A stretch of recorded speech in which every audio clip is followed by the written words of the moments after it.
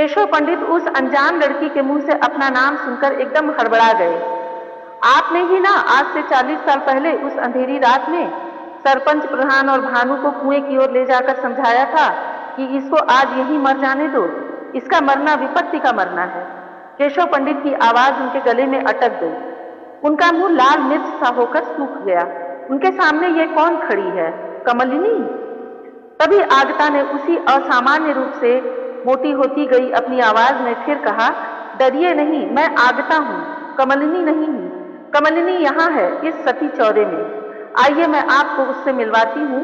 आपने उसको मारने के लिए यहाँ कैद कर दिया, सती बनाकर। केशव पंडित जाने कब भीड़ में छुप गए थे। आगता ने भीड़ को ललकारा था, कमलिनी के हत्यारे हैं आप लोग। यहाँ क्या कोई और भी है जो उस रात इस पीपल के पेड़ के नीचे मौजूद था? उस रात के कितने हत्यारे अभी और बाकी हैं? भीड़ में सन्नाटा पसर गया था। भीड़ अनगिनत मूर्तियों में बदल गई थी। उस रात का दृश्य भी ऐसा ही रहा होगा, आगता ने सोचा। आज दिन का उजाला है और वह रात थी, इतना ही फर्क है। आगता के हाथ की छेनी और हथौड़ी समय को अपने ढंग से गढ़ने में लगी थी। उसने उस पीपल के पेड़ के नीचे निर्मित सती के चौरे को तोड़ दिया था। तब यह सच खुला था कि वह सती का चौरा नहीं, कमलिनी का चौरा है, जिसकी आंखों में नींदें थीं जो ताउम्र जागती रही थी। जगह जगह बने सती चौरों के सच खुलने लगे थे। दोस्तों, आज हमारे स्टूडियो में हमारे बातचीत के मंच पर उपस्थित हैं आज की एक चर्चित कथाकार, कवि और संपादक प्रज्ञा पांडे जी। प्रज्ञा पांडे जी, आपका बहुत बहुत स्वागत है हमारे इस बातचीत के मंच पर। जी धन्यवाद। प्रज्ञा पांडे जी जो हैं वो पहले इन्होंने कविताएं लिखनी शुरू की और जैसा कि मुझे इन्होंने बताया कि कविताएं ये लिखती थी, डायरी में रखती थी और किसी को दिखाती नहीं थी संकोचवश। फिर इन्होंने अपने पिताजी को वो कविताएं दिखाई और उनको पसंद आया और वो उन दिनों एक पत्रिका निकालते थे पलाश, उसमें उन्होंने कविताएं छापी और उसके बाद से इनकी कविताएं पत्र पत्रिकाओं में छपने लगी।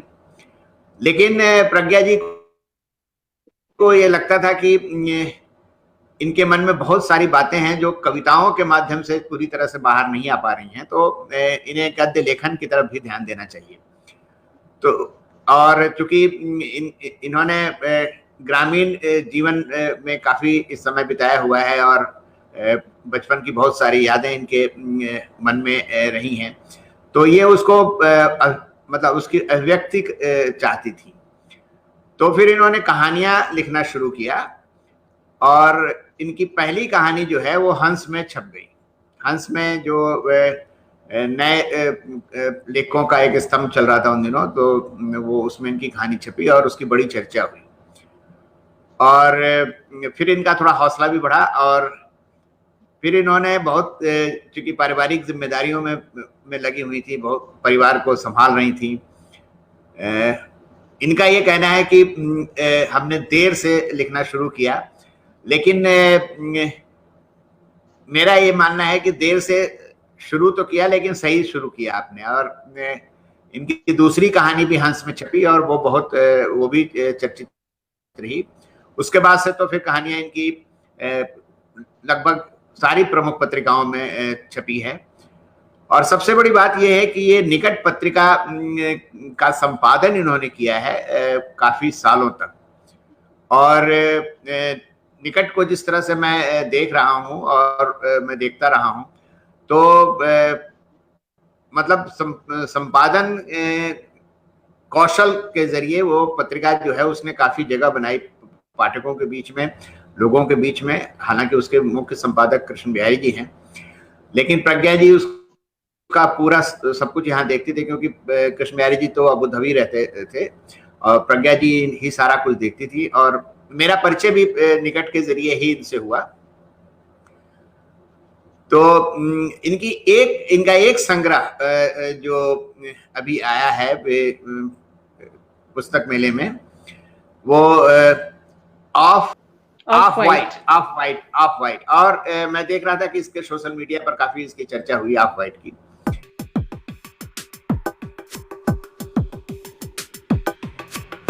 तो अब प्रज्ञा जी से मैं इतना जानता हूं, और मैं अब थोड़ा इनसे बातचीत करना चाहूंगा कि एक तो जैसे आपने बताया कि पारिवारिक जिम्मेदारियां आपकी थी, और आपने लेखन देर से शुरू किया। पहले ये बताइए कि बचपन आपका कहाँ बीता, और पढ़ाई लिखाई आपकी कहाँ कहाँ हुई? जी जी, हाँ, मेरा बचपन असल में कई शहरों में अलग अलग हम रहे बाबूजी के साथ, क्योंकि वो जंगल विभाग में थे। और जो शुरुआती हमारा बचपन था वो तो घनघोर जंगल में बीता है, जहाँ पर शेर की आवाज बंगले के अंदर, घर के अंदर सुनाई देती थी। तो फिर बाद में जो पढ़ाई शुरू हुई 5th क्लास से, तो हम लोग शहर में आ गए थे। तो मेरा गोरखपुर, इलाहाबाद और बनारस, ये 3 जगहों पे मेरी खास तौर पे पढ़ाई हुई। और गांव से चूंकि हमारा सीधे जुड़ाव था, गांव से ही थे हम लोग, तो गांव हमारा आना जाना होता रहता था। गांव में भी हमने 1 साल पढ़ाई की थी, लेकिन गांव मेरे भीतर बसता है, क्योंकि इस तरह बसता है कि जैसे लगता है कि हम गांव में बहुत लंबा समय तक रहे, जबकि मेरा गांव में रहने का समय शॉर्ट है, छोटा है। लेकिन वो मातृभूमि से जो प्रेम होता है और एक जो लगाव होता है, उसके कारण गांव मेरी नसों में जैसे बहता है। गांव बहुत प्रिय भी है हमें, कोई भी गांव हो। कौन सा गांव है आपका, जैसे जहां पर जो आपका गांव है? ये मेरा मऊ नाथ भंजन है, आजमगढ़ के पास। पहले मऊ जिला नहीं था, अब जिला है वो काफी वर्षों से।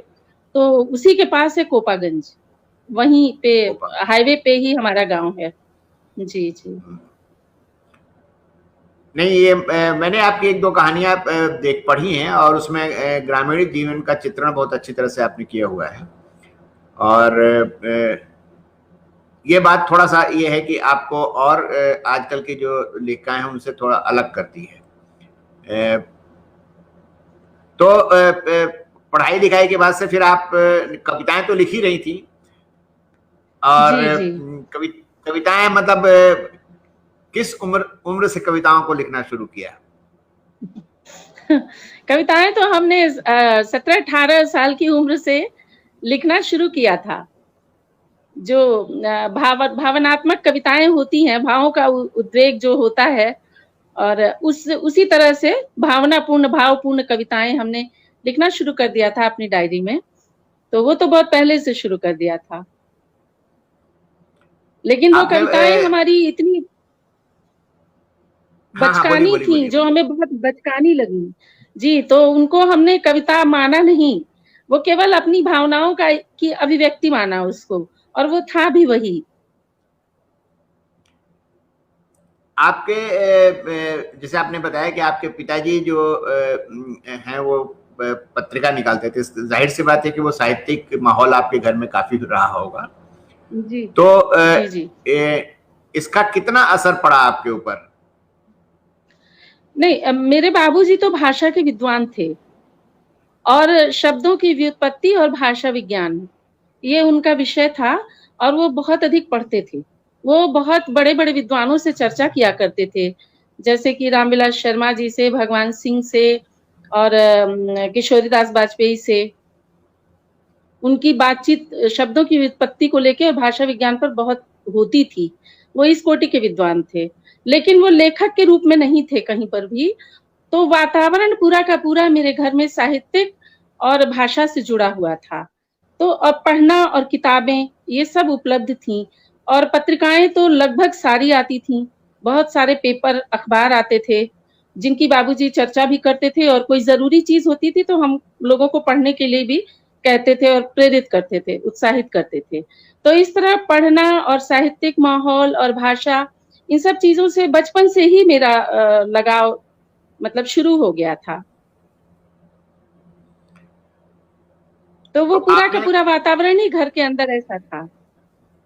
अच्छा, आपने कभी पढ़ाई के दौरान, या जब आपने जैसे आपने बताया कि आप बचकानी, या मतलब बचकानी तो नहीं कहेंगे, वो रोमांटिक कविताएं होंगी, तो वो लिखते समय कभी आपने सोचा था कि आप एक लेखिका भी बन जाएंगी किसी दिन?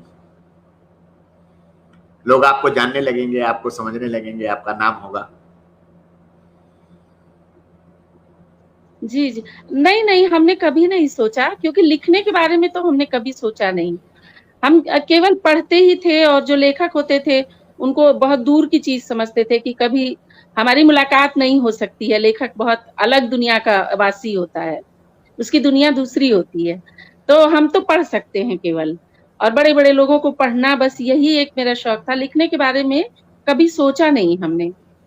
लेकिन बस ये है कि अभिव्यक्तियाँ बाद में मैच्योर होने लगीं।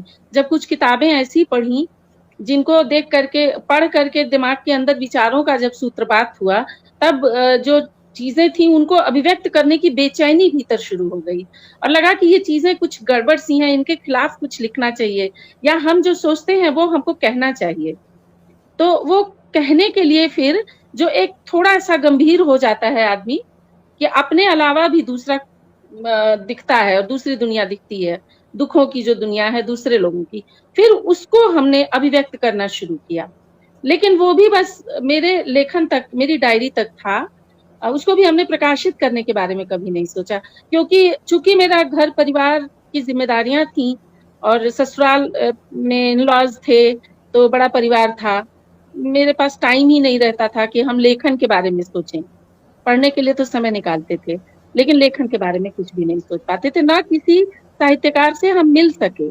जबकि हम इलाहाबाद में रहते थे और उस समय वहाँ पर शेखर जोशी जी थे, अमरकांत जी थे, मार्कंडेय जी थे, दूधनाथ सिंह जी थे, बहुत सारे लोग थे।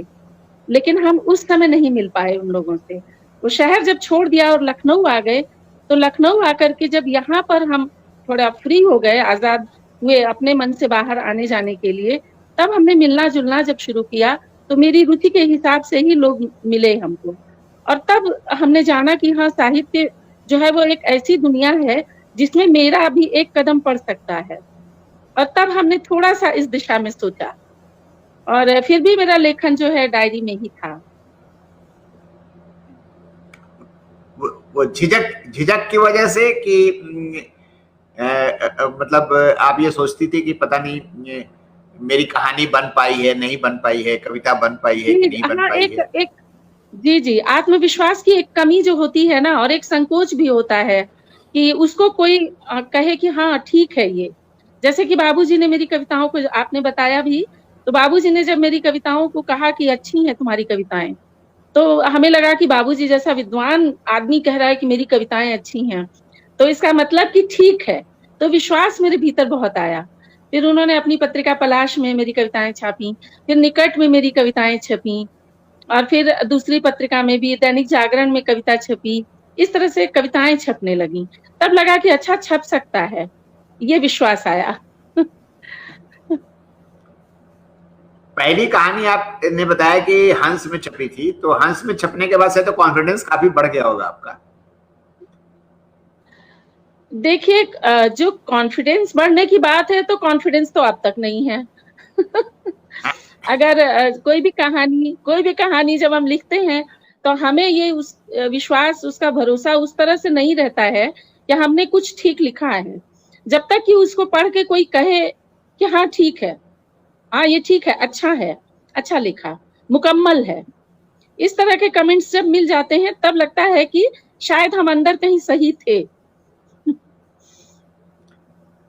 नहीं तो जैसे कि लखनऊ में तो साहित्यिक गोष्ठियां होती रहती होंगी और लेखकों से और कलाकारों से, मतलब वैचारिक लोगों से मुलाकात होती रहती होगी, तो वहां पर जैसे कहानी, मतलब साहित्यिक गोष्ठियां वगैरह होती, तो उनमें आप कहानी नहीं पढ़ती थी कभी?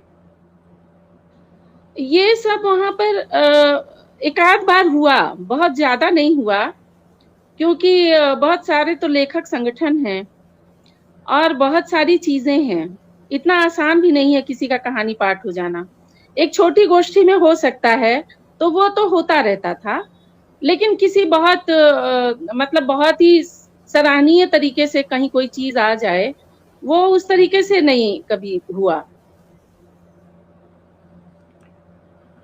जैसे आपने बताया कि आपके पिताजी मतलब साहित्यिक रुचि के थे और उनकी रामविलास शर्मा जी से, चाहे भगवान सिंह जी से, इनसे बातचीत होती रहती थी, तो मैं अंदाजा लगा सकता हूं कि आपके परिवार में और आपके ऊपर भी इसका असर आया होगा। एक वैचारिकी आपके अंदर डेवलप हुई होगी, मतलब दुनिया को देखने समझने का जो एक नजरिया होता है, वो जरूर इस माहौल से आपके अंदर आया होगा, है ना? जी जी, तो बहुत ही उदारवादी दृष्टिकोण। जी, एक जो हाँ पारिवारिक हाँ, पृष्ठभूमि थी उसमें भी एक उदारवादी दृष्टिकोण था हमारे परिवार का, और शिक्षा के स्तर पे बहुत जागरूकता थी। तो वो तो वहाँ ये था। अच्छा। जब आपकी कहानी हंस में छपी और संजीव जी ने उसे छापा, तो हंस में छपने के बाद तो थोड़ा कॉन्फिडेंस बढ़ा फिर? जी, असल में जब उसकी चर्चा हुई, क्योंकि गीताश्री ने एक पोस्ट अच्छी लिखी उस कहानी पर, और ये हुआ कि मतलब पहली कहानी में भाषा की परिपक्वता इतनी कैसे है, और इस तरीके से जब बातें हुई, और संजीव जी ने खुद भी कुछ लोगों से कहा था कि ये कहानी पढ़िएगा, तो ये सब बातें भी जब हमने सुनी तो आश्चर्य हुआ। तब अच्छा। हमें आश्चर्य हुआ कि अच्छा, मतलब हमने लिखा है ठीक, ये हुआ। नहीं, हंस में छपना वैसे भी बड़ी बात है, और संजीव एक बड़े कथाकार हैं, और एक नाम है उनका, तो उनकी नजर अगर आपकी कहानी पर पड़ी तो इसका मतलब ये है कि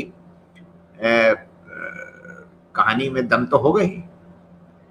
जी जी, ये हाँ, विवेक मिश्र जी ने हमसे कहा था, विवेक मिश्र जी ने कहा हमसे कि संजीव जी ने आपकी कहानी की चर्चा छपने के पहले ही हमसे की थी, और कहा था कि आ रही है, उस कहानी को जरूर पढ़ना। इस तरह उन्होंने और भी कुछ लोगों से कहा था। तो अच्छा लगा हमको, और थोड़ा आश्चर्य हुआ कि अच्छा, ठीक लिखा है, इसका मतलब यह है कि ठीक लिखा है। ये जो संग्रह आपका जो आया ऑफ वाइट जो है आपका, ये इसमें कितनी कहानियां हैं वैसे? इसमें 11 कहानियां हैं, 11 कहानियां हैं। कुल 11। और जी और लगभग सारी प्रकाशित हुई हैं कहीं ना कहीं। जी जी जी, हाँ। अच्छा, मैं देख रहा था कि आपके ऊपर फ्रेंच लेखिका सिमोन द बोआ का काफी असर रहा है। वो स्त्री स्वतंत्रता की एक प्रतीक हैं, और उन्होंने सेकंड सेक्स जो उनकी किताब है वो काफी फेमस है, और उसमें उन्होंने औरत के अंतर मन को, औरत के बहुत सारे पहलुओं को उन्होंने उसमें उठाया है। तो जी जब मतलब जैसे ये सवाल है कि जब आपके ऊपर इसका असर हुआ तो आपने अपने भारतीय समाज में जो महिलाओं की स्थिति है उससे मतलब आपको कितनी भिन्नता महसूस हुई, और फिर आपके मन में क्या विचार से आए? जी जी जी, हाँ, ये हम जरूर आपसे बताना चाहेंगे, क्योंकि देखिए, चूंकि वो किताब थी जिसने हमको बदला विचार के स्तर पे। उसके पहले हम कुछ और थे, उसका किताब को पढ़ने के बाद कुछ और हो गए। लेकिन हमने ये देखा कि सारी दुनिया की स्त्रियां एक जैसी हैं, और कोई फर्क नहीं है। अभी एक संग्रह हमने पढ़ा, स्याही की गमक, यादवेंद्र जी ने अनुवाद किया है, और वो विदेश की स्त्री रचनाकारों की कहानियां हैं उनमें। उसमें एक कहानी हमको मिली जो एक अमेरिकन लेखिका ने लिखी है, उनका नाम इस समय हमें याद नहीं आ रहा है। वो कहानी हमें लिखनी थी, जो कहानी उन्होंने लिखी है वो हमें लिखनी थी, और हम कहें कि हमें लिखनी है क्योंकि हम अपने तरीके से लिखेंगे।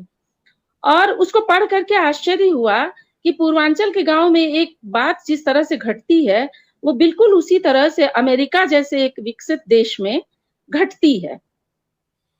तो और स्त्री की वो जो समस्या है, उसका एक तरह से मानसिक शोषण कहा जा सकता है, जो है वो ठीक वैसा है जैसा एक पूर्वांचल के गांव में है। तो विदेश की स्त्री हो, विश्व की स्त्री कहीं की भी हो, उसके संघर्ष एक ही जैसे हैं।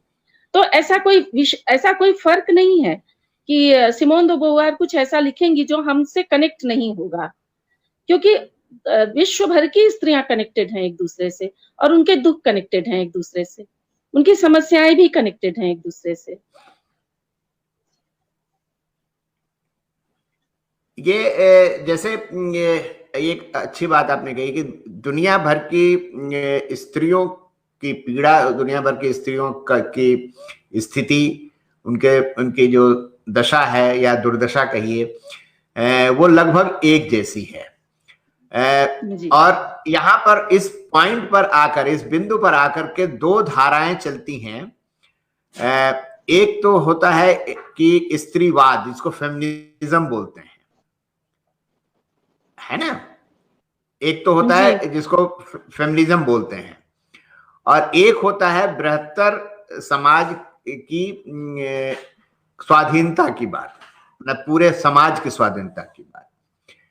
क्योंकि चूंकि वैचारिक रूप से आप एक अच्छे माहौल में, एक बड़े माहौल में आप पली बड़ी हैं, तो आप इतना तो समझती ही होंगी, वैसे इतना तो आपके दिमाग में बात आती ही होगी कि जब तक कि समाज में एक सम्यक तरीके से स्वाधीनता नहीं आएगी, तब तक महिलाओं को पूर्ण स्वाधीनता नहीं मिलेगी। हाँ, लेकिन एक बात तो जरूर है कि स्त्रियों को पहले पितृसत्तात्मक समाज से अपने को छुटकारा दिलाना पड़ेगा।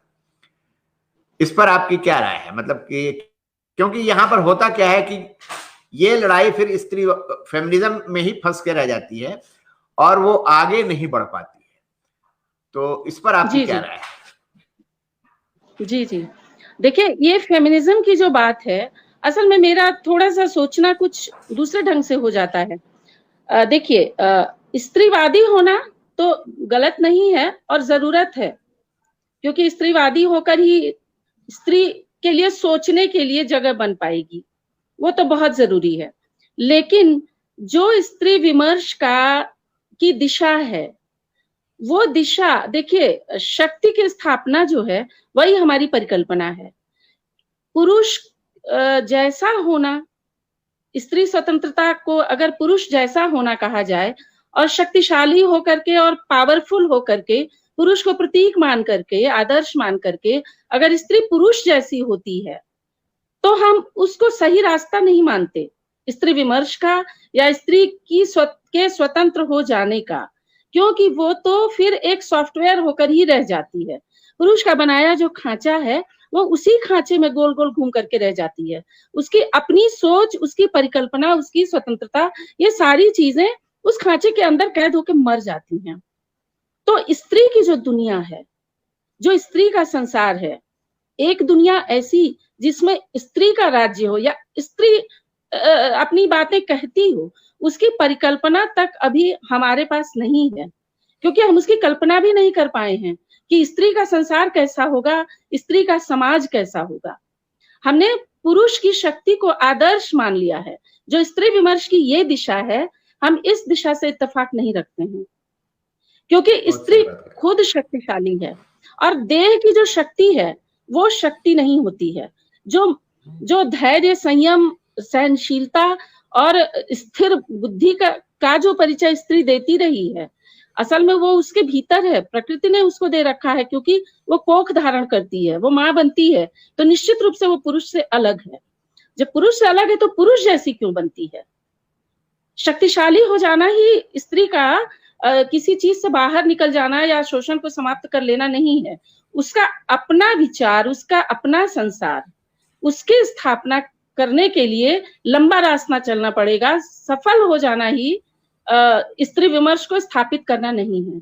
ये एक लंबा रास्ता है, इसमें बहुत लंबा संघर्ष है, क्योंकि स्त्री संसार की परिकल्पना और स्त्री संसार को स्थापित करने की जब तक हम नहीं सोचेंगे, इस दुनिया की बहुत सारी समस्याएं नहीं समाप्त होंगी।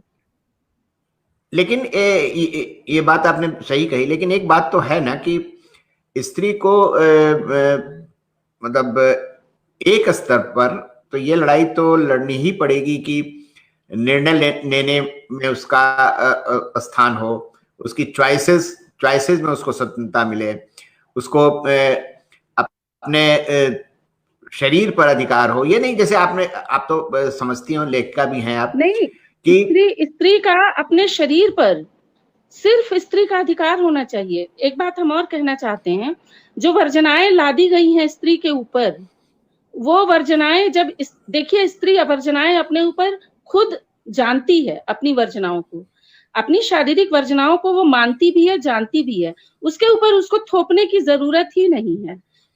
स्त्री की दुनिया की परिकल्पना से मेरा मतलब यही है कि स्त्री अपने सारे निर्णय खुद करे, अपने कोख के निर्णय करे, अपने साथी के निर्णय करे, और बच्चे को जन्म देने का जो उसका फैसला है कि किस पुरुष से उसको बच्चा जन्म देना है, क्योंकि 9 महीने वो बच्चे को गोद में रखती है, पेट में रखती है, तो ये अधिकार भी उसके पास होना चाहिए इस चुनाव का। ये सारी चीजों से बेदखल कर दिया गया है स्त्री को। तो स्त्री का जब अपना संसार होगा तो अपने कोख के निर्णय भी वो खुद करेगी, अपने साथी के, अपनी वर्जनाओं के निर्णय, वो फैसले क्यों पुरुष करते हैं या ये समाज क्यों करता है? उसको करने के लिए स्त्री सक्षम है, समर्थ है, उसको जरूरत नहीं है कि कोई और उसके लिए फैसले करे। नहीं, ये बात सही, आप बिल्कुल सही कह रही हैं। और एक्चुअली क्या है कि पुरुष सत्तात्मक समाज ने कल्चर के नाम पर, धर्म के नाम पर, वेद पुराणों के नाम पर वो इतने सारे बंदिशें लगा दी हैं कि वो अब आजकल क्या होता है कि स्त्रियों के सब कॉन्शियस में कुछ चीजें घुस गई हैं। मतलब जिसमें अक्सर कई बार लोग बात भी करते हैं कि वो महिला ही महिला का शोषण करती है। ये भी एक सच है कि महिला एक दूसरे का शोषण कर सकती हैं, लेकिन ये सारा कुछ बनाया शोषण नहीं करती है, नहीं, सारा कुछ बनाया हुआ है पुरुष का। वो तो एक सॉफ्टवेयर में काम करती है। हाँ, वही मैं कह रहा था कि वो पुरुषों के बनाए हुए सॉफ्टवेयर से गवर्न हो रही है असल में, बेसिकली। जी। और अगर तो इससे मुक्ति की तो लड़ाई एक लड़नी पड़ेगी, लेकिन एक बृहत्तर मुक्ति के लिए तो जब तक समाज में किसान मुक्त नहीं होंगे, मजदूर मुक्त नहीं होंगे, दलित वंचित लोग मुक्त नहीं होंगे, मतलब सबको बराबरी का दर्जा नहीं मिलेगा, तब तक तो ये लड़ाई अधूरी ही रहेगी। वैसे हाँ, नहीं, बिल्कुल अधूरी रहेगी। लेकिन स्त्री को तो आधी दुनिया कहते हैं, तो वो आधी दुनिया जब एक कमजोर पहिए पे चल रही है, तो अब बाकी मुक्ति की जो बात है उसकी भी कल्पना नहीं की जा सकती है। जब आधी दुनिया मजबूत हो जाए और पूरी दुनिया हो जाए, जब वो पुरुष के साथ चलने लगे, एक मजदूर भी अपनी पत्नी को शराब पी के पीटता है और एक बहुत बड़ा आदमी भी अपनी पत्नी को पीटता है, तो ये जो विकलांगता है समाज की, ये तो स्त्री तो एक आधा हिस्सा है ना इस समाज का, आधी आबादी है वो। तो उस आधी आबादी की मुक्ति सबसे पहले जरूरी है। जब वो मुक्ति होगी तो मेरे ख्याल से मजदूर भी कहीं ना कहीं मुक्त होगा। उसकी मुक्ति से तो बहुत सारी मुक्तियां संभव हैं, क्योंकि अगली पीढ़ियां मुक्त होने लगेंगी, विचार मुक्त होने लगेंगे, बहुत सारी चीजें मुक्त होने लगेंगी उस आधी आबादी के मुक्त होने से।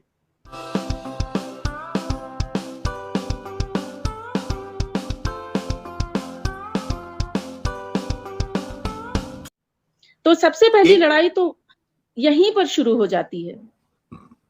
हाँ, और एक सवाल जो है वो अक्सर मुझे परेशान करता है और मैं लोगों से पूछता हूँ, आपसे भी पूछूंगा।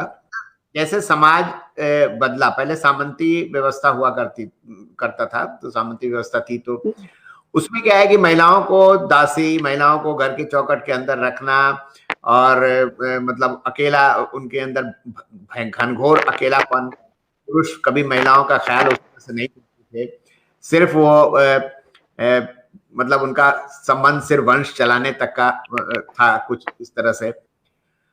लेकिन धीरे धीरे समाज बदला और धीरे धीरे समाज खुला और पूंजीवादी व्यवस्थाएं, अब तो बाजार ने हर कोने को कब्जा कर लिया है। और बाजार ने क्या किया कि औरतों को आजादी तो दिलाई है, लेकिन उसने एक दूसरा रूप महिलाओं को दे दिया है। दूसरा रूप मतलब, मेरा कहने का मतलब ये है कि एक वस्तु के रूप में महिलाओं को उसने तैयार करने की कोशिश की है। जैसे आप देखिए ब्यूटी कंटेस्ट होते हैं, ब्यूटी मतलब ब्यूटीफुल होने का कंसेप्ट ही जो है वो एक बाजार का कंसेप्ट है। गोरा होने की क्रीम और बालों को लंबा करने का, ये सारा कुछ वो बाजार का है। और इसमें आप देखिए कि इवन अगर पुरुष के लिए अगर मान लीजिए दाढ़ी बनाने के क्रीम को बेचना है, तब भी वो महिलाओं का उसमें विज्ञापन लगाते हैं, है ना।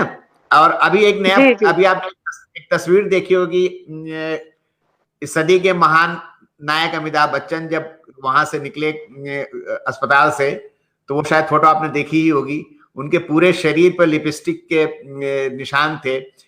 मतलब ये आप बताइए कि एक तो ये स्वाभाविक नहीं है, पहली बात। दूसरी बात ये है कि ये जो महिलाओं का जो खुलेपन के बहाने और जिस तरह से बाजार इस्तेमाल कर रहा है, इस पर आपकी क्या राय है? देखिए, जब हम आजाद हैं, जब हम कुछ कर सकते हैं या हमारे फैसले हैं, तब तो ठीक है, क्योंकि स्त्री भी इसी प्रकृति से आई है, उसके पास भी स्वतंत्रता और उसका सब कुछ है, अपनी अभिव्यक्तियां हैं। लेकिन जब ये चीजें एक सॉफ्टवेयर की तरह यूज करने के लिए होती हैं, और जब प्रोडक्ट के रूप में स्त्री आती है, जब सत्ता किसी और के हाथ में है और वो सिर्फ उस इशारे पर नाच रही है, वहां पर उसके संविधान और उसके नियम, उसकी इच्छा, वो क्या चाहती है, ये बिल्कुल भी नहीं सोचने विचारने की बात है। तब वो सिर्फ एक प्रोडक्ट के रूप में ही इस्तेमाल हो रही है, और तब वो इस्तेमाल हो रही है क्योंकि वो अपनी शर्तों पर काम नहीं कर रही है, वो बाजार की शर्तों पर काम कर रही है, और जो पितृसत्ता है उसकी शर्तों पर काम कर रही है। एक यहाँ पर हम चर्चा करना चाहेंगे, अर्चना वर्मा जी का एक लेख था, वो विमर्श बहुत जबरदस्त करती थी और हम तो कायल थे, उनके मुरीद थे, क्योंकि वो बेबाकी से अपनी बात कहती थी। तो उन्होंने एक लेख लिखा था सनी लियोनी पर, प्रसंगवश में, और 2 भाग में उसका प्रसारण हुआ था, जो प्रकाशित हुआ था, जो अभी स्त्री काल पर मौजूद है। उसमें सनी लियोनी का नाम सभी जानते हैं, वो पोर्न स्टार थी, और वो पोर्न स्टार थी और बाद में वहां से आकर अब फिल्मों में वो आ गई है। तो उसका इंटरव्यू किया था एक गजेंद्र चौबे, मेरे ख्याल से भूपेंद्र चौबे ने इंटरव्यू किया था। 25-30 सवाल पूछे थे और वो सारे सवाल अपमानित करने वाले सवाल थे। सनी लियोनी नाम की जो स्त्री थी, उसको अपमानित करने के लिए बहुत ही खराब तरीके से वो सवाल पूछे गए, यूट्यूब पे मौजूद हैं। यानी स्त्री का अपमान किस तरीके से सवालों के जरिए हो सकता है, उसको आईना किस तरह दिखाया जा सकता है, इस तरह सवाल पूछे गए थे। सनी लियोनी ने हर सवाल का जवाब मुस्कुराते हुए दिया था और अपना संयम नहीं छोड़ा था, जबकि सवाल बहुत ही ज्यादा थे, वो कभी उखड़ सकती थी, उसने ऐसा किया नहीं। और इन्होंने एक सवाल पूछा था कि आपको किसी चीज का रिग्रेट है, तो उसने, सनी लियोनी ने ये कहा था कि रिग्रेट है मुझे कि मैं माँ की मृत्यु के समय उसके पास नहीं थी। तो इस पर इनको थोड़ा सा ये लगा था कि इसको तो रिग्रेट होना चाहिए था, पोर्न फिल्मों में काम करने के लिए रिग्रेट होना चाहिए था, ये बोलती।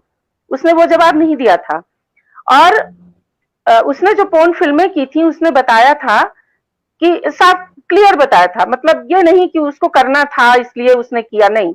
उसने कहा कि वो गलती से चली गई और एक उसकी तस्वीर, चूंकि उसका इंटरेस्ट था मॉडलिंग में, और एक तस्वीर छपी और उसके बाद किसी ने उसको बुलाया और वो पोर्न फिल्मों की, चूंकि कनाडा में रहती थी, पोर्न फिल्मों की तरफ चली गई। लेकिन उसने जो भी किया वो अपने प्रेमी के साथ ही उसने कोई भी पोर्न फिल्म की, ये उसकी शर्त थी, ये उसने अपनी शर्त पे किया। और फिर वो फिल्म इंडस्ट्री में भी आई, तो फिर वो अपनी शर्तों पर, जो व्यक्ति पोर्न फिल्म से आ रहा है और अपनी शर्तों पे वहां पे काम करके आ रहा है, तो वो अपनी शर्तों पे काम कर रही है। तो ये जो उसकी बोल्डनेस है कि वो हम तुम्हारी शर्त पे काम नहीं करेंगे, अपनी शर्तों, हम उसको रोल मॉडल नहीं बना रहे हैं। लेकिन एक स्त्री का ये रूप भी अगर होता है, तो किसी पुरुष को अपमानित करने का या पितृसत्ता को अपमानित करने का अधिकार नहीं है। अगर वो अपनी शर्तों पर काम करती है, तब वो प्रोडक्ट नहीं है, वो उसकी रुचि है। लेकिन जब वो दूसरे के संविधान को मानती है, मजबूर होकर के शोषित होती है, तब वो जरूर प्रोडक्ट के रूप में आती है। क्योंकि स्त्री के बहुत सारे रूप है। जैसे वोल्गा से गंगा में राहुल सांकृत्यायन ने कहा कि स्त्री शिकार करने के लिए आगे चलती थी, जो काफिला चलता था उसमें हथियार लेके सबसे आगे चलती थी और उसकी मसल्स होती थी, तो वो भी तो एक स्त्री थी। तो वो कौन सा अपना शरीर छुपाती थी? नहीं। गांव में औरतें पहले ब्लाउज नहीं पहनती थी, केवल एक आंचल डालती थी और कोई उनको गलत निगाह से नहीं देखता था और ना वो नग्नता होती थी। तो ये सारी चीजें हैं, इन सब चीजों को हम ध्यान में लेके चलेंगे। हम किसी एक दायरे के अंदर स्त्री को बांध नहीं सकते, लेकिन उसके पीछे चीजें बहुत सी हैं कि संविधान और शर्तें अगर उसकी हैं, तो अगर वो प्रोडक्ट के रूप में इस्तेमाल हो रही है तो निश्चित रूप से तब शोषण है उसका, और वो अच्छी स्थिति नहीं है स्त्री के लिए, और वो कभी भी अच्छी स्थिति नहीं होगी। तो धीरे धीरे समय कुछ कॉम्प्लिकेटेड नहीं होता जा रहा महिलाओं के लिए कि उनको पितृसत्तात्मक समाज से भी लड़ना है और बाजारवाद से भी लड़ना है, और यहाँ पर यह है कि अगर जरा सावधानी हटी तो, जिसको कहते हैं ना, सावधानी हटी और दुर्घटना घटी। अगर विवेक नहीं है, अगर हम सचेत नहीं है, तो यहाँ पर तो लोग बैठे हुए हैं बाहर इस्तेमाल करने वाले, कभी भी वो लपक के इस्तेमाल कर सकते हैं। जी तो मतलब हाँ, उसका देखिए, स्त्रियां बहुत सचेत हुई हैं, बहुत सचेत हुई हैं।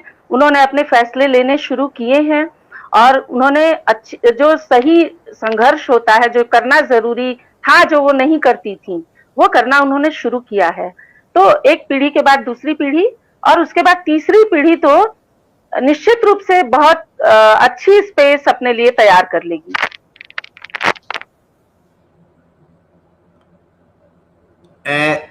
अब एक सवाल आपसे आखिरी और करता हूं, और उसके बाद से फिर हम आपकी कहानी का सारांश सुनेंगे। इसके अलावा अगर आपके मन में कोई और बात हो जो आप रखना चाहती हो हमारे दोस्तों के सामने, हमारे दर्शकों के सामने, वो आप रख सकती हैं, क्योंकि आपने बहुत अच्छी अच्छी बातें की हैं आज, और काफी मतलब जिसको कहते हैं ना कि एक दिशा देने वाली बात आपने की है, ताकि लोगों को सोचने का भी मौका मिलेगा इसमें। तो मेरा सवाल ये है कि आज का जो साहित्य है, आज जिस तरह का साहित्य लिखा जा रहा है, चाहे वो पुरुष लिख रहा हो, चाहे स्त्रियां लिख रही हो, समग्रता में अगर देखा जाए, आप तो पढ़ती रहती हैं काफी, तो इनकी कुल मिलाकर स्थिति क्या है? एक तो पहला सवाल। दूसरा सवाल ये है कि जैसे कुछ पिलर्स होते हैं साहित्य में, जैसे कि आलोचना भी एक पिलर है, आलोचना भी एक साहित्य का पिलर है। तो मैं देखता हूं और मुझे इससे थोड़ा सा चिंता भी होती है कि आलोचना के क्षेत्र में पुरुष लोग ज्यादा हैं, महिलाएं तो इस पर आप क्या कहना चाहिए? देखिए, क्या जो है वो बहुत बड़ी संख्या में लेखन में आई हैं, क्योंकि जो पुरुष, यहाँ पर भी पुरुष आधिपत्य बहुत जबरदस्त तरीके से था और महिला लेखन बहुत दबा हुआ था। कुछ नाम हैं, उभरे हुए नाम हैं, कृष्णा सोपती, सूर्यबाला जी, उषा किरण खान जी, सब स्थापित लोग हैं। लेकिन जिस तरीके से स्त्री लेखिकाओं की चर्चा होनी चाहिए, वो बहुत पहले से ही बहुत सारे नाम हैं जिनकी कहानियां हैं लेकिन नाम गायब हैं या चर्चा नहीं होती है, कहानियां इक्का दुक्का कहीं मिल जाती हैं। बहुत अच्छी अच्छी स्त्री रचनाकार, लेकिन हमने देखा है कि पुरुष रचनाकार, उनके नाम आपको हर जगह मिलेंगे, यानी आपको ढूंढना नहीं है, लेकिन स्त्री रचनाकारों को ढूंढना है। थोड़ा सा शुरू किया था हमने, इस पर काम शुरू किया है, तो हम इस चीज को देख रहे हैं कि वो सारे लुप्त प्राय नाम हैं, क्योंकि एक तो स्त्रियां कम रही लेखन में, अब आई हैं, तो वो धीरे धीरे ही पहुंचेंगी। और आलोचना के क्षेत्र में जरूर कम है, लेकिन है, ऐसा नहीं है। अर्चना वर्मा जी ही थी, रोहिणी अग्रवाल जी हैं, और भी कई नाम हैं, जो नए लोग भी हैं, आ रहे हैं। थोड़ा सा समय लगेगा स्त्रियों के लिए, क्योंकि अभी तो संघर्ष है उनका, बहुत बड़ी संख्या में वो लेखन कर रही हैं, ये एक संतोष की बात है। और आलोचना में भी जल्दी ही स्त्रियां आएंगी, क्योंकि उनके दिमाग में भी ये कौंध रहा है, ऐसा नहीं है कि नहीं कौंध रहा है, कि उन्हें भी होना चाहिए इस क्षेत्र में। हाँ, मतलब ये ऐसा तो नहीं होगा कि वो नहीं करती होंगी, लेकिन सवाल ये है कि जब मिशन की बात आती है तो मुझे ऐसा लगता है कि इसमें पुरुष लोग जो है वो उन्होंने अपना एक राज्य बना रखा है, जिस राज्य की सीमाएं तो बड़ी है जी, सख्त हैं, बाउंड्रियां बहुत सख्त हैं, जिसमें महिलाओं का प्रवेश वर्जित है। और मतलब वर्जित का मतलब ये है कि वो उनकी चर्चा बहुत कम करते हैं, और करते भी हैं तो बहुत मतलब जैसे कहते हैं कि हमने कर दिया चर्चा, इस स्टाइल में चर्चा कर देते हैं। आपके आगे की क्या योजना है? अभी शायद उपन्यास आप लिख रही हैं कोई?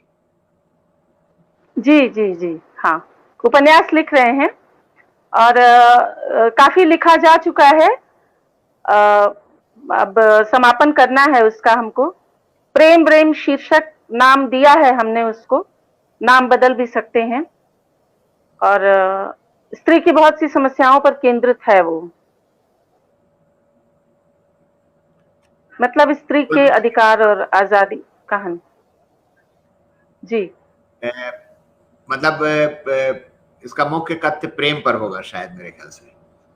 जी जी, प्रेम पर ही है। प्रेम पुरुष के जीवन में किस तरह घटित होता है और प्रेम स्त्री के जीवन में किस तरह घटित होता है, ये जो फर्क है, ये फर्क इसकी पड़ताल हमने की है, कोशिश की है। यहाँ पर एक कथन किसी का मुझे याद आ रहा है, और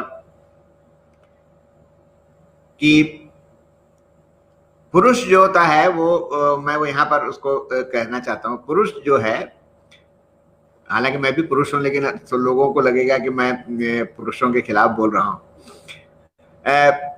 पुरुष जो है वो शारीरिक सुख पाने के लिए प्रेम का नाटक करता है, और स्त्रियां हमेशा प्रेम चाहती हैं। तो ये बात सही है? देखिए, हम इससे पूरी तरह से इत्तेफाक नहीं रख सकते हैं। हम ये नहीं कह सकते कि पुरुष प्रेम करना नहीं जानता है या पुरुष प्रेम नहीं करता है, लेकिन स्त्री का प्रेम करने का जो तरीका है वो अलग है। स्त्री प्रेम को जीती है पूरी तरह से। पुरुष की तो संरचना ही ऐसी है कि वो प्रेम से अलग विलग हो सकता है बहुत आसानी से, और स्त्री की प्राकृतिक संरचना ऐसी है कि वो अलग विलग नहीं हो सकती है प्रेम से, आसान नहीं है उसका अलग हो जाना। प्रकृति ने ही ऐसा बनाया है। ये एक अलग विषय हो जाएगा, और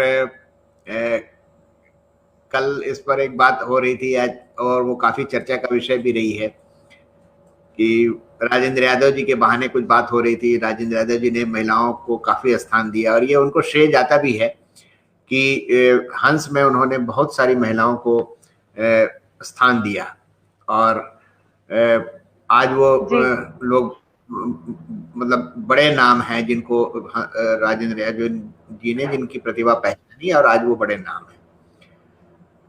तो मैं आपसे बातचीत तो काफी बढ़िया चल रही है, और आपने बहुत अच्छे तरीके से, बहुत मतलब साफगोई से, बिना किसी कंफ्यूजन के आपने अपनी बात रखी।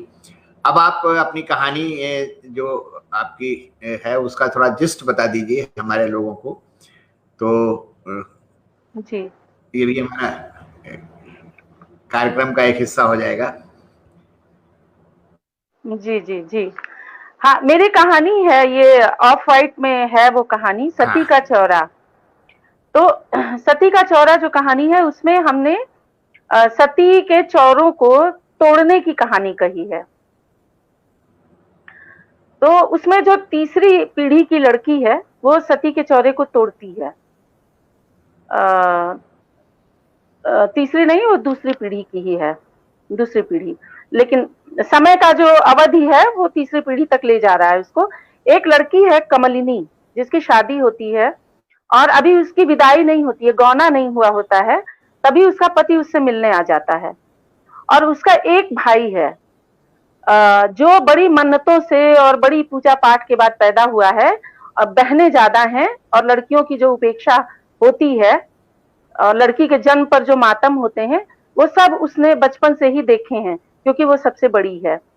तो जब उसका पति उससे मिलने आता है तो उसका भाई कहता है कि तुम बेशर्म हो और तुम चरित्रहीन हो, तुम्हारा अभी गौना नहीं हुआ और तुम अपने पति से मिल रही हो, ये तुम बहुत गलत कर रही हो।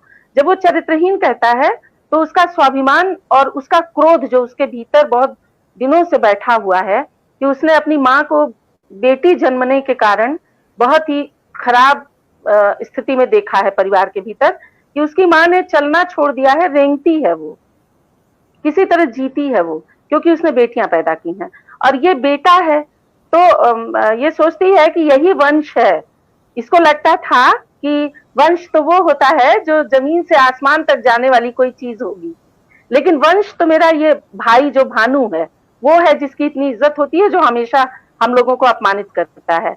तो जब वो चरित्रहीन कहता है तो वो लड़की आग लगा लेती है और जल जाती है, आत्महत्या कर लेती है। वो क्रोध में अपने को जला लेती है, वो प्रतिरोध है उसका। फिर वो उसकी छोटी बहन जो 7-8 साल की है वो देख रही है उसको जलते हुए, और उसके बाद जब वो आधी जल गई है और बाहर पीपल के पेड़ के नीचे लिटाई गई है, गांव के लोग सारे इकट्ठा हो गए हैं, तो वो कहती है वहां पर विक्षिप्त सी हो जाती है, अर्ध सुप्त अवस्था में है। वो कहती है कि भानु, मैं तुम्हारे कारण जल गई और मैं पुलिस के सामने बयान दूंगी। तो गांव के लोग कहते हैं कि जो पंडित और पुजारी और सारे लोग कहते हैं कि अब इसको यहीं छोड़ दो मर जाने के लिए, हम अस्पताल नहीं ले जाएंगे। और एक पुरुष का जेल जाना बहुत अधिक गांव का अपमान है हमारे, एक स्त्री का मर जाना कोई बहुत बड़ी बात नहीं है। वो मर जाती है और वो बहन छोटी जो है वो सारा ये देख रही है और वो सारा प्रतिरोध और क्रोध उसके भीतर समा गया है और वो विद्रोहिणी हो गई है। फिर वो पढ़ती है, घर वालों से विद्रोह करके डॉक्टर बनती है और बहुत सी स्त्रियों को वो बच्चियों का जन्म कराती है और अपना जीवन इस तरह वो सार्थक समझती है। लेकिन उसकी जो बेटी है, यही क्रोध उस बेटी के अंदर ट्रांसफर होता है। बहन की जो उसकी बेटी है, आगता नाम है उसका, और वो जो जल चुकी है कमलिनी, अब उसका एक चौरा बन गया है, सती का चौरा, और उस पर पूजा पाठ होती है। तो ये जो लड़की है आगता, इसके अंदर वो अपनी माँ से सुनी बातें खटबटाती हैं, मौसी की बातें, कि मौसी इस तरह जल गई। फिर वो उस गांव में जाती है और वहां पर जो सती का चौरा उसका बना हुआ है, वो कहती है कि ये तो स्त्री की कब्रें हैं, ये चौरा नहीं है। और वो जिस तरीके से मरी है, उसके तो सारे सपने मर गए, उसका तो जीवन जो है वो खत्म हुआ, वो तो सोई ही नहीं अभी तक, और वो कोई देवी नहीं है, वो एक स्त्री थी, उसके पास सपने थे। ये सती का चौरा नहीं है, ये तो कब्र है, और उसको तोड़ती है वो। तो कैमरे की मीडिया और कैमरे के सामने वो चौरे जो हैं वो, सती का चौरा वो तोड़ा जाता है। वहां पर पुरुषों की आवाज उठती है विरोध में, स्त्रियां भी भुनभुनाती हैं, लेकिन वो करती है ऐसा, तोड़ती है। यही कहानी है। और फिर वो तो बाद में कुछ कहती है ऐसा कि आखिर में कुछ सवाल, कुछ बातें हैं, वो थोड़ा सा हम पढ़ देंगे। हाँ ठीक है, ठीक है, ये करीब 1 पन्ना है जो हम पढ़ रहे हैं। कोई बात नहीं, पढ़िए ना, अभी टाइम है। हाँ। तो केशव पंडित, जिन्होंने उस दिन फैसला लिया था उसको मारने का, केशव पंडित उस अनजान लड़की के मुंह से अपना नाम सुनकर एकदम हड़बड़ा गए। आपने ही ना आज से 40 साल पहले उस अंधेरी रात में सरपंच, प्रधान और भानु को कुएं की ओर ले जाकर समझाया था कि इसको आज यहीं मर जाने दो, इसका मरना विपत्ति का मरना है। केशव पंडित की आवाज उनके गले में अटक गई, उनका मुंह लाल मिर्च सा होकर सूख गया। उनके सामने ये कौन खड़ी है, कमलिनी? तभी आगता ने उसी असामान्य रूप से मोटी होती गई अपनी आवाज में फिर कहा, डरिए नहीं, मैं आगता हूँ, कमलिनी नहीं हूँ। कमलिनी यहाँ है, इस सती चौरे में।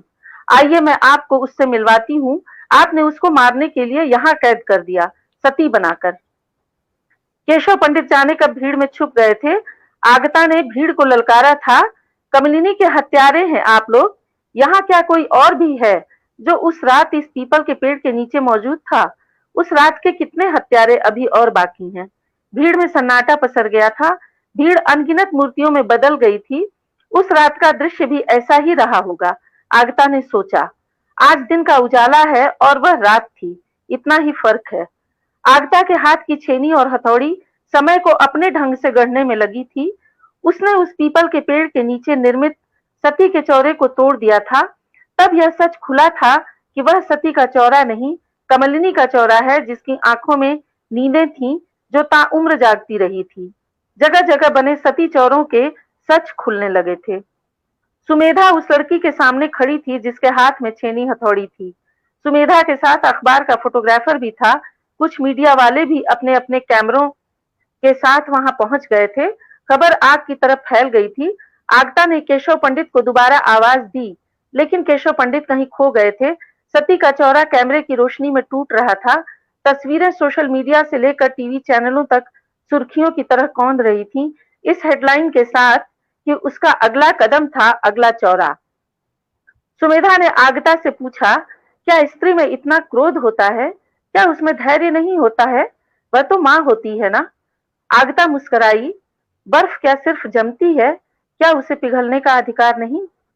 सुमेधा को लगा कि कमलिनी अब सती चौरे से निकल बाहर खड़ी हो गई है। अब वह सती नहीं है, स्त्री है।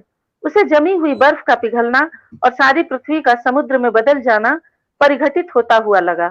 आगता की छेनी पर पड़ती हथौड़ी की आवाज स्त्रियों की मुक्त हंसी से सुनाई देने लगी थी।